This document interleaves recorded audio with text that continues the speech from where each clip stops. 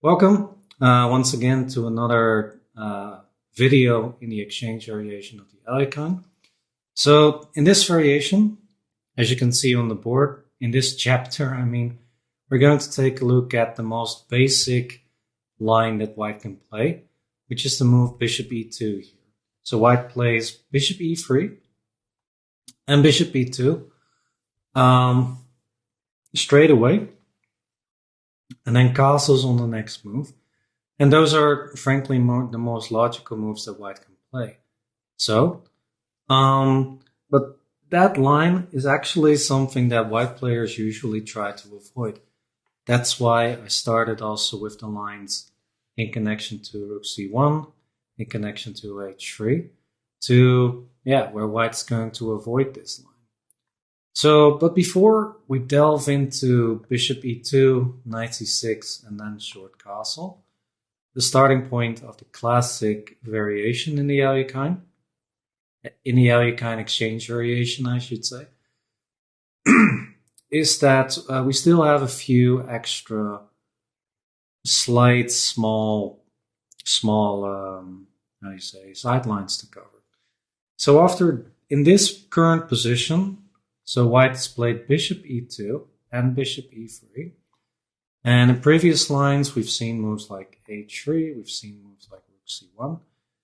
And these are all possible here as well. Although a lot should transpose, frankly. So the lines that I want to cover here are actually the moves rook c1, the moves d5. d5 is actually an interesting idea that I found, and the move b3. And all have pros and cons, but it's actually also kind of interesting to see what the difference is in comparison to, especially, our previous chapter. And with that in mind, I actually want to start with the move rook c1.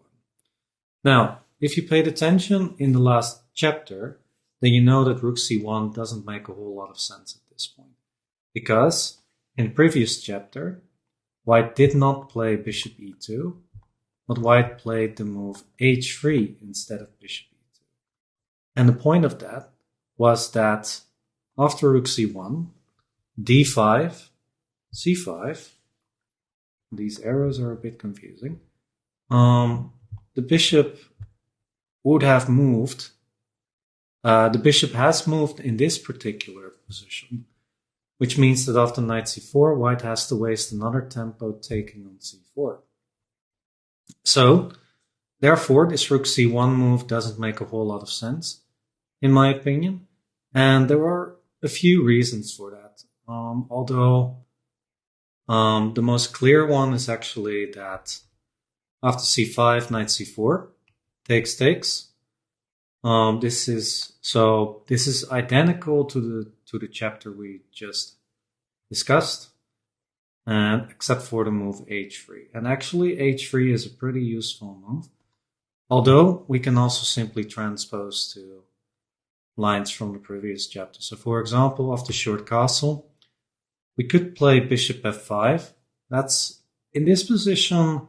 That's actually okay with some sort of a charming extra as a charming extra solution here. But if you paid attention in the previous chapter, then you also know that b6 is perfectly fine, and it doesn't matter if white played h3 or not. So for this b6 move, I want to refer you to the previous chapter. But I think it's kind of fun to show you why bishop f5 still works here. So let's spend some time on that. Queen a4, the main move here. And here, bishop d3, as you know, is not the right move. Because after rook fd1, that the rook is on c1 actually matters here. And white's going to undermine our bishop with b3 pretty soon. So, but instead of bishop d3, we actually have an extra possibility, and that's because there's no pawn. And that's because there's no pawn on h3. And that's the move bishop g4. yeah, it's we moved the bishop twice, but it doesn't matter too much. And yeah, the reason is that after rook fd1, for example, notice how the pawn on d4 is under heavy attack at this point. So rook fd1 takes, king side is in shambles, and after knight takes d4, we actually also win the pawn back. If white tries to attack this knight, then there is a pawn that we can take with check, potentially, and there is also e5 to protect the knight. But more than anything, even if we lose the pawn here somehow, which I doubt happens, then we still have compensation because the white king is very exposed at the moment. So yeah, just an extra possibility, this bishop g4 move, which I found. But the main point is that rook c1 in this position doesn't make too much sense. I would not play it if I were white. Or if you want to play it, then play it with the h3 move instead of bishop e2. All right, so the second move is the move b3. So b3 is also, it's almost always an option. And we could play the move bishop g4 here, which makes a lot of sense. But in this case, since c4 is already nicely protected, it is a bit less logical to play bishop g4 here. Because white in this case can play h3, takes, and now we are a bit too late with d5. It's still acceptable for us, but I think the bishop g4 makes life quite easy in this case for white. And therefore, I think it's actually a good rule of thumb that if white plays b3, we're simply going to play d5. That is almost always a good move. And we've seen that in the previous chapter as well. And actually here there will also be a comparison to make. Because first of all, if white plays short castle, then now bishop g4 is good. And we actually transpose to short castle, bishop g4, b3. So we're going to address that in a little bit.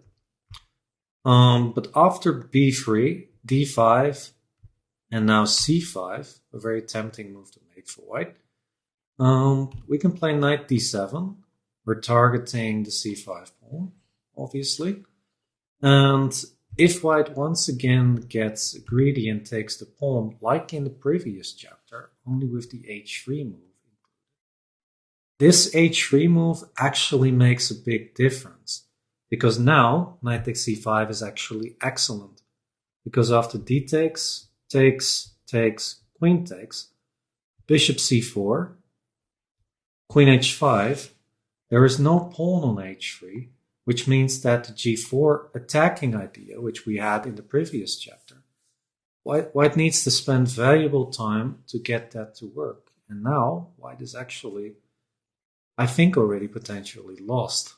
Because white doesn't have enough compensation for the exchange. And as indicated, a good idea for black is simply to play bishop e6 and exchange the light squared bishops. Black is in time for that. So, knight takes d5 is actually not the best move in this case. But if white doesn't play knight takes d5, then we can almost always take on c5 on the next move. For example, rook c1, knight takes c5, d takes c5, d4. We win back the piece, and we are out of trouble completely. Well, not completely, but we have successfully equalized. We can take with the knight if we want, we can take with the bishop if we want, and yeah, we have a more than decent position here. I have put some more variations in the files if you want to check. But I like this rule of thumb. If you want to play b3 with white, then d5 is almost always a good move. Although, yeah, especially in this position. Okay, so what happens after queen e2? Knight takes c5, d takes c5, d4, and the same story as in rook c1. We win back the piece, and most of our problems are over. Okay. what happens after... no, actually, that's more or less it. So that's the b3 move. We play d5, c5, knight b7, and we are fine. Okay. Then an idea that I came up with, or not came up with, but that which I found out, was to move d5 in this position. And d5 is actually a little bit tricky because after, well, first of all, I should mention knight e5 because that's a type of position that we really want to avoid. Knight takes, bishop d4, and after, let's say, takes, queen takes. This is the type of position that we absolutely do not want. And the point is that we are not in time to break. If we could break, then we would be fine.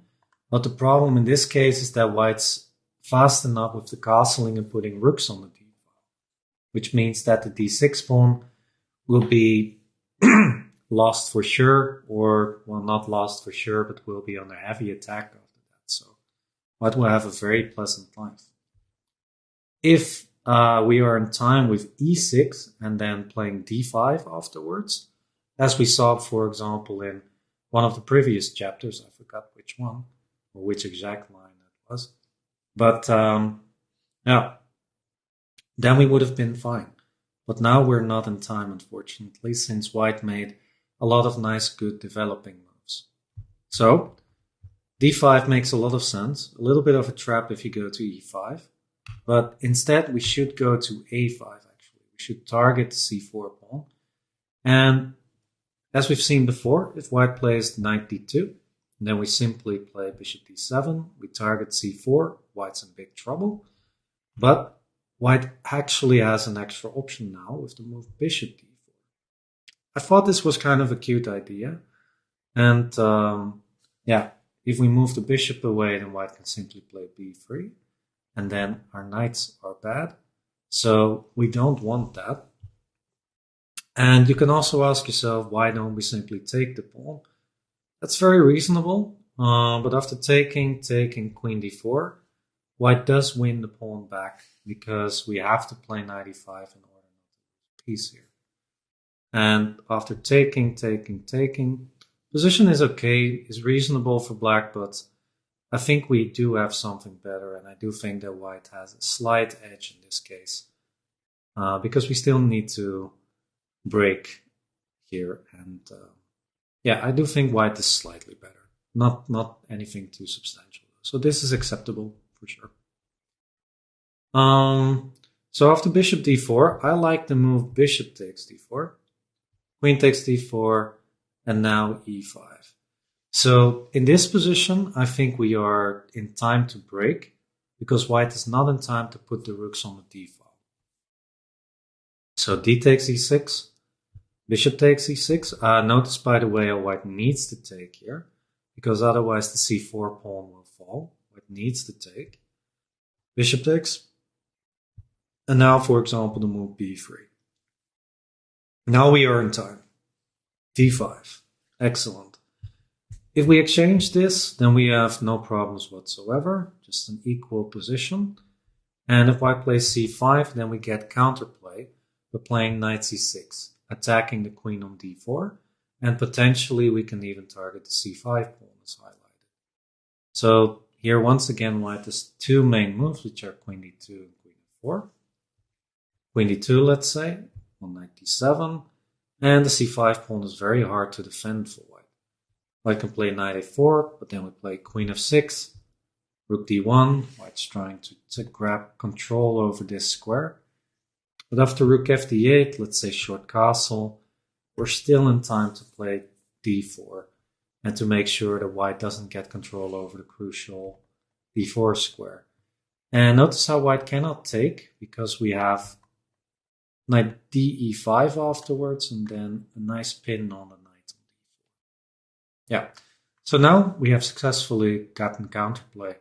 And this also is a good indicator of how the break with e6 is very important in positions where white wants to play d5. If we are in time, we're healthy, we're good. But if we are not in time, then we can get overrun. Or then white will have, we will get overrun. I think that's a good wording. Okay, let's go back. I should probably mention also queen f4. It's more or less similar than the previous, than queen d2, but let's take a look at it as well. Knight d7. What happens if white plays b4? Once again, a nice extra option because the queen is protecting the pawn now. But here we can play d4. Knight takes d4, knight takes b4, and then this pawn is once again quite weak. Play is still difficult, but I would say that the position is about equal. I don't think that white has an advantage here.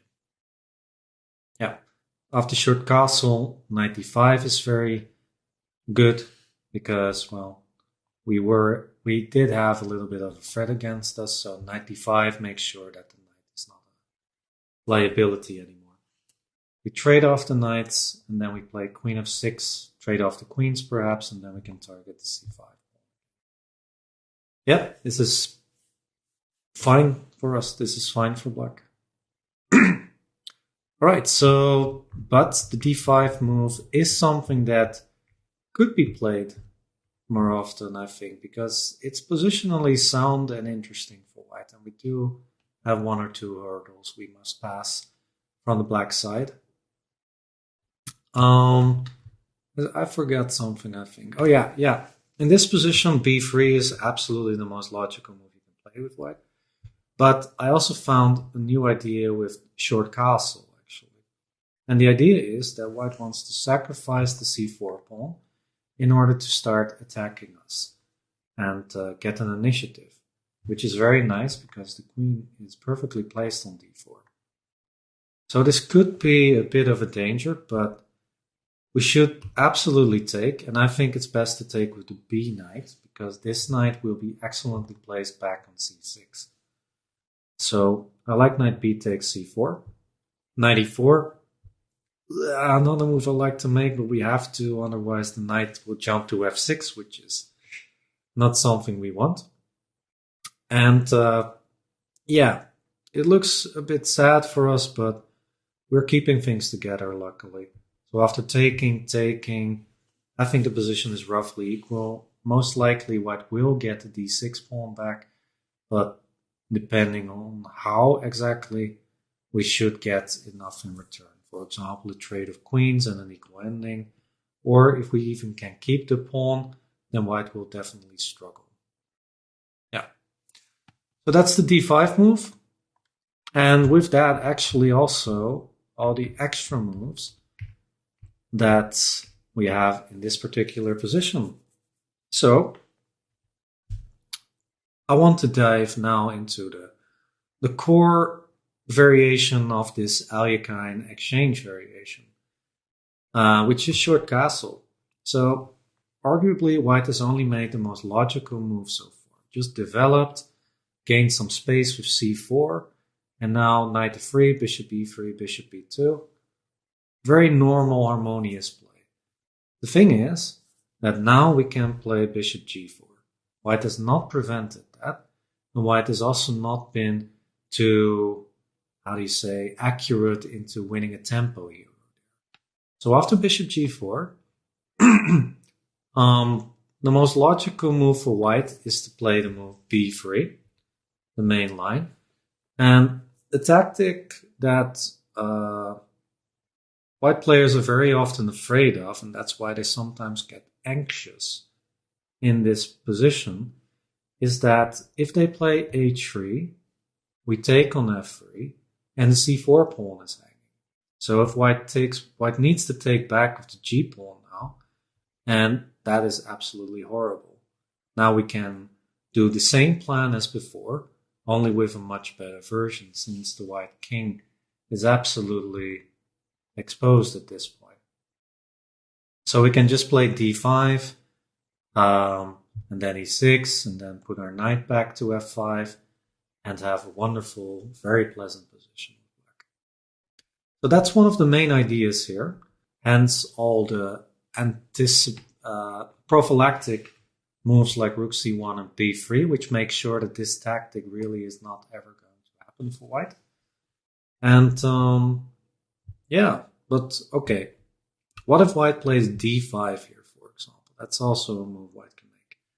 Well, we take, and if white takes back the bishop, then after knight e5, white once again loses the c4 pawn.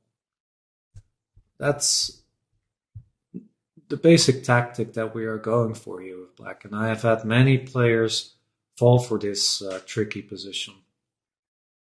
Yeah, let's check c5 as well. c5, not a move white wants to make, but yeah, could be played.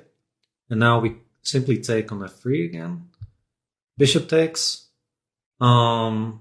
takes, and knight c4. And actually we once again win a pawn.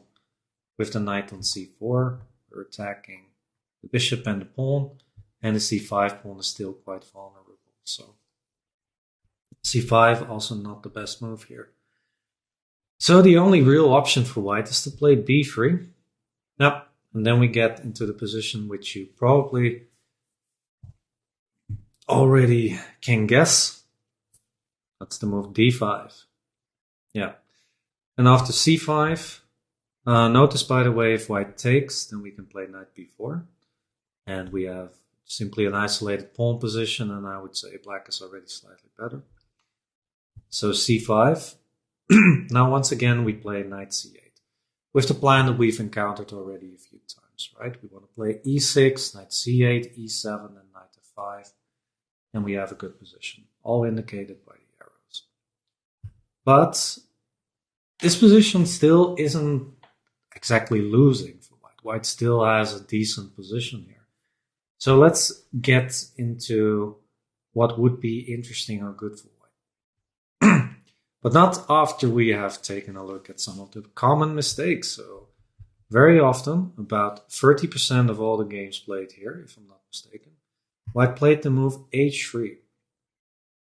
And actually also by Magnus Carlsen in his early chess years. He played a game from the white side, and he played the move h3.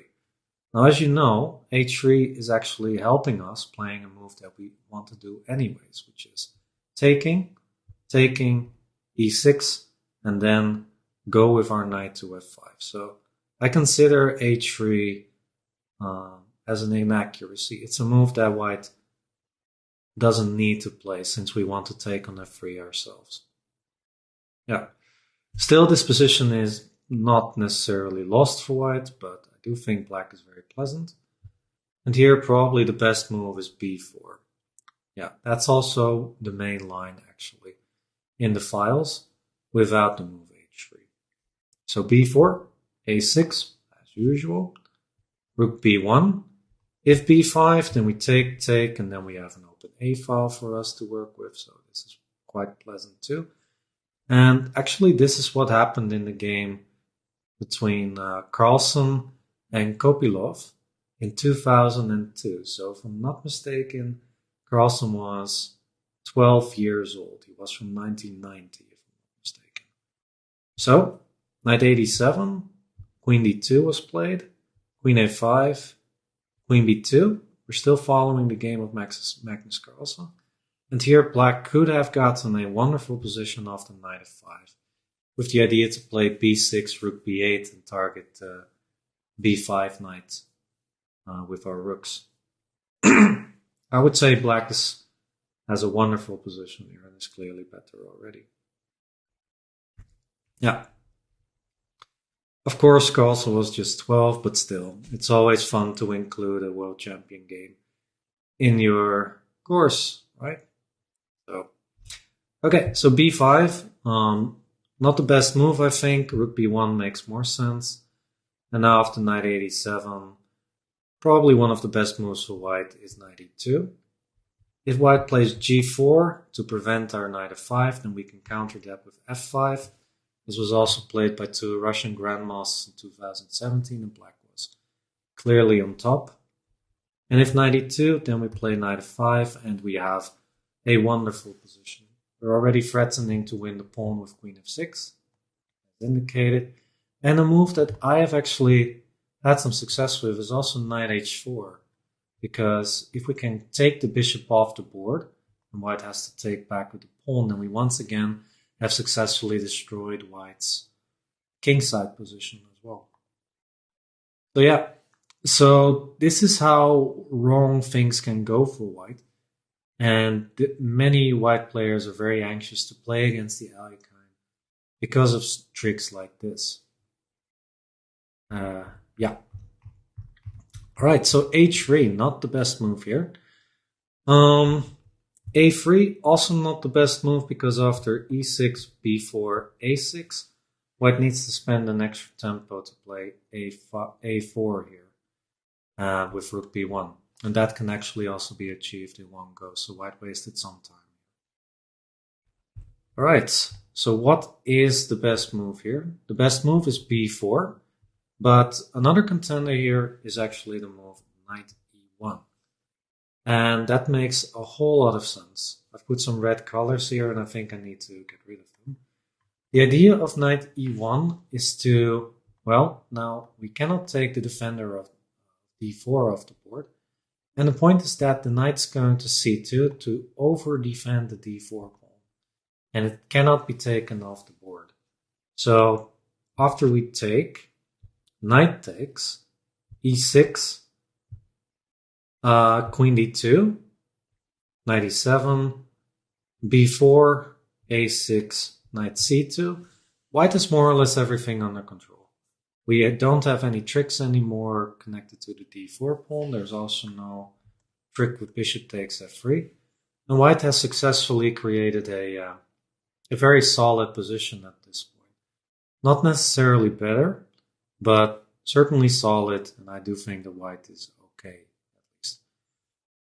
After knight f5, ideas are indicated with the arrows, but I mean, we have been following a game between, if I'm not mistaken, no, I'm not even going to try this, a game in 2012 between two master level players. So,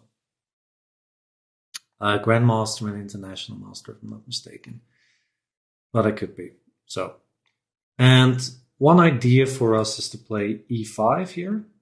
So let's go over them one by one. e5.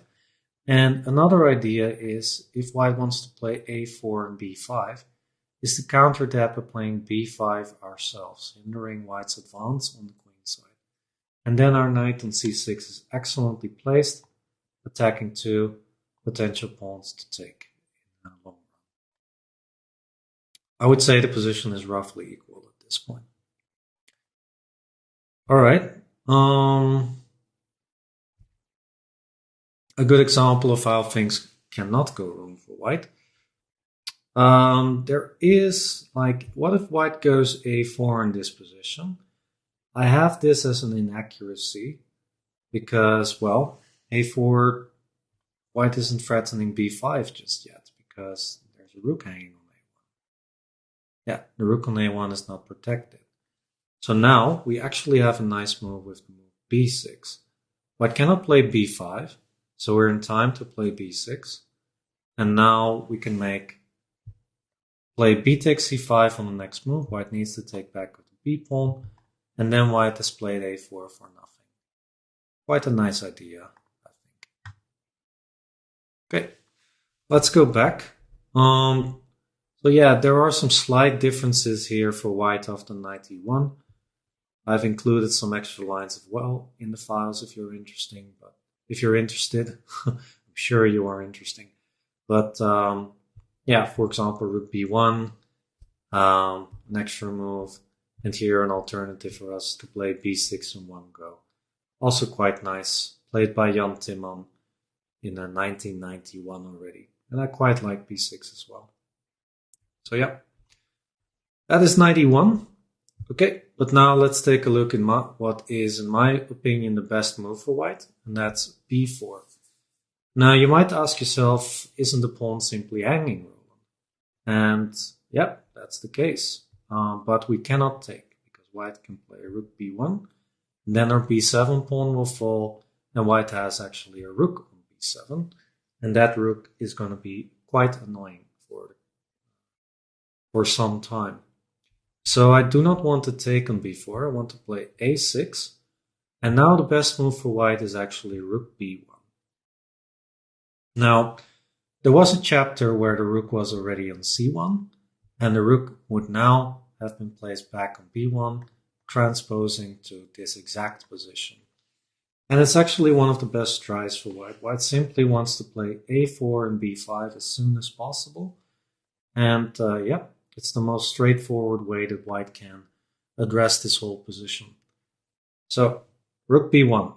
Notice, by the way, that if white is careless and plays a4 already, now we can take, because after rook b1, we have a5, and the pawn is too far advanced to kick away the knight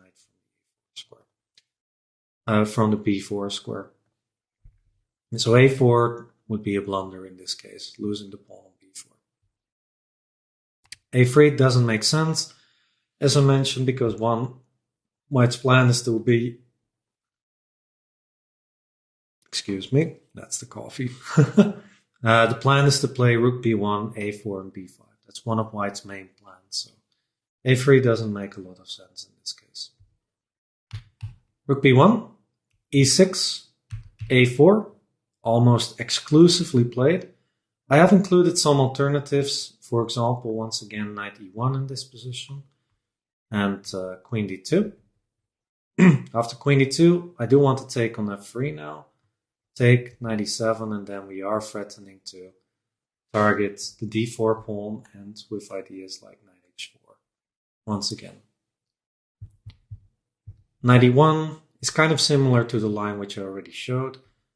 Knight e5 is not a good move here in this position, or well, it's okay, but it's not the move that I would recommend for white.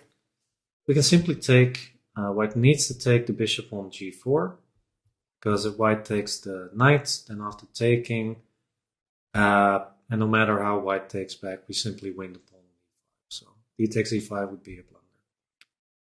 Bishop takes g4, and then knight c4, and we have fantastic knight on c4, and no worries whatsoever in this position. We might actually also be threatening f5 and 4, now that I look at the position, but yeah. In general, we are perfectly fine now. Alright, so knight e1, similar. I've already shown some lines here.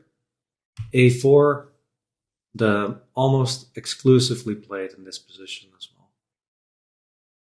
well. Alright, knight e7, b5, also almost exclusively played. A takes. You could argue that I sometimes play with this idea in mind that trading could actually not help us sometimes.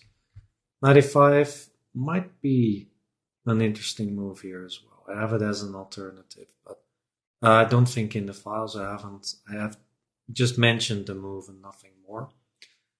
But yeah, it's interesting to play around with opening the file and not, because there might be some subtle differences. Perhaps something to take a look at later.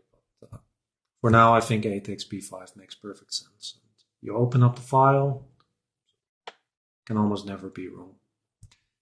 A takes knight a5, and yeah, it's this position is very much okay for black. White has achieved a lot by pushing these pawns for sure, but we don't have any bad pieces at this point. And compared to other lines which we already have taken a look at, we have gained a tempo or two already. So our knights, our pieces are already better placed than in other lines that we've already taken a look at. So just a few sample lines. h3, once again, not a good move. Takes, knight c4, and we have, we can do anything we want. We can put our rooks forward to a3. We can play knight f5, and at some point attack either d4 or the e3 pawn after we take on e3 with one of our knights. So h3, not good. What happens after knight d2, covering the c4 square? Looks very logical. Takes, knight f5, queen d3. My small improvement over a previous game. Rook b4 has been played twice according to my database, but here e5 looks kind of devastating, where we are targeting the d4 square. since if white takes, then after d4 we actually win the piece. So instead of rook b4, I think queen d3 is a slight improvement. And now I still like the move e5, but I do think white has a slightly better version of the in comparison to rook b4. In any case, we're having the fun here, and white needs to be quite careful from here on out. Okay.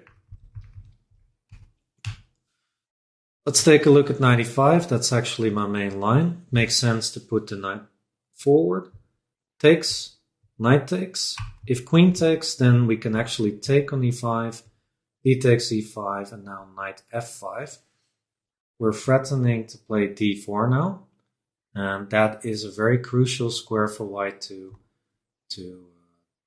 get a hold of.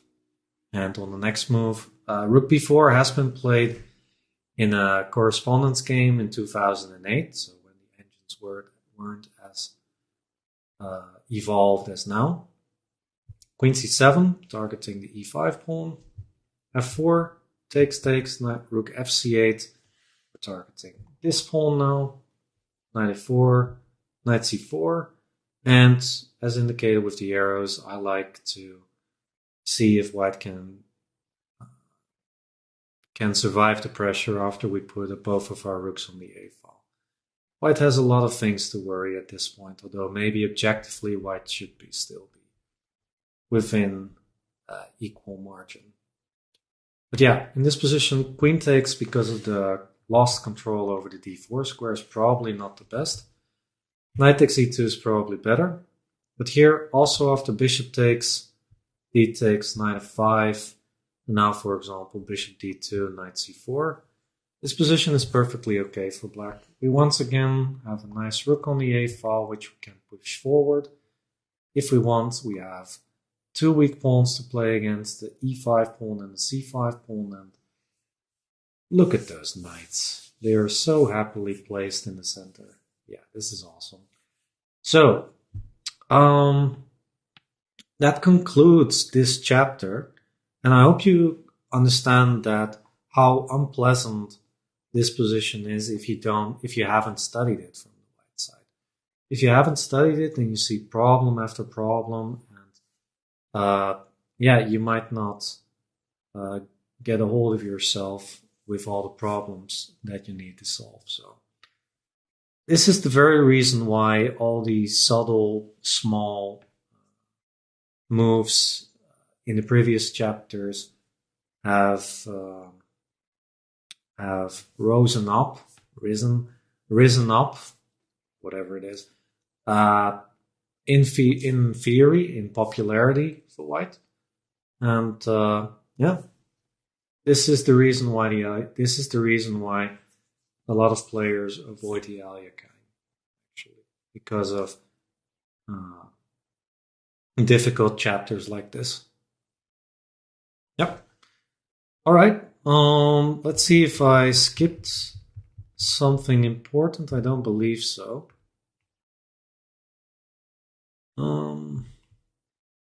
No, I think we're good. I think white needs to play knight e1 in this position. It's probably the best choice. b4 is also good, but still probably the best move, by the way, but still lots of problems for white to solve. So nope, that's it. So, yeah, thank you for watching. Hope you enjoyed, and I'll see you in the next video.